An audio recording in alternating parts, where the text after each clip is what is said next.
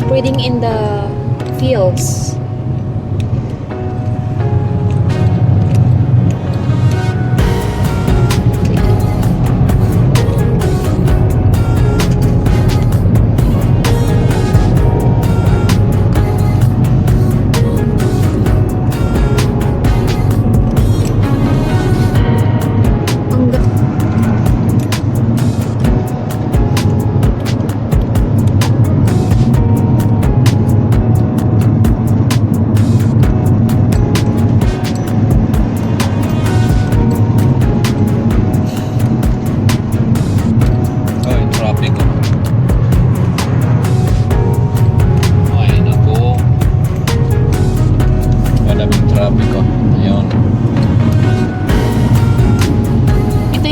Mag-ride pag summer kasi ang daming mga bulaklak sa paligid.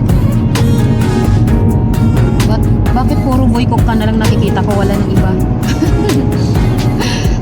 There's no other wildflowers here.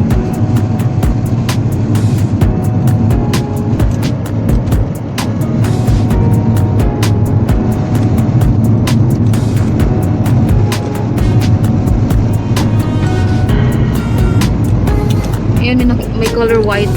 Pero parang bungar-ngar sa amin. We call that bungar-ngar.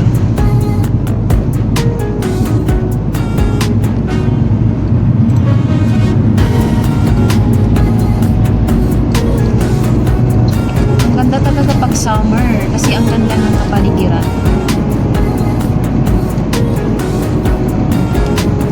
Lot of beautiful greeny trees and blooming wildflowers.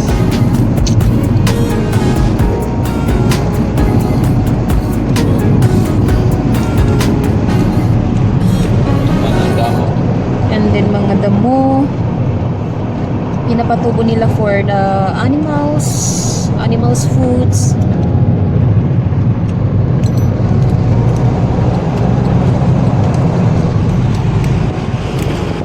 And also the weather today, on and off. Hindi sobrang malamig, di ba? Oh, hindi malamig today. Very warm outside. Even because it's 21 degrees Celsius outside. I checked earlier before leaving.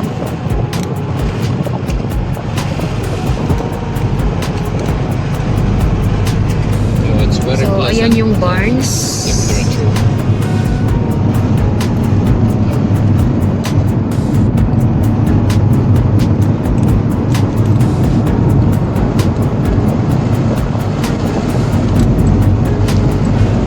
Walang matataas na bundok dito sa Finland. Puro mga hills lang.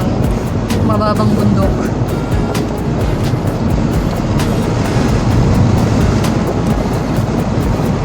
Kaya ang gandang mag-walking sa gubat, sa hills. Kasi hindi ka masyadong mapagod. Hindi masyadong mataas.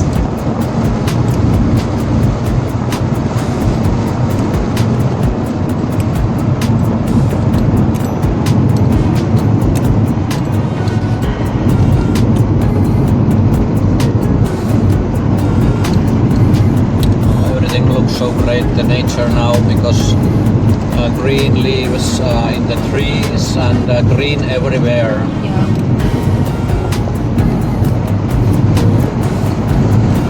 I'm just thinking maybe I can get the seeds of voicoca and I will bring to Philippines and I will spread the seeds there on the farm. On our farm. That's so that they look so beautiful every summer. And your father cursing, why you do that? No. That's new things there in Philippines, I think. Ang tag-init na! Yay!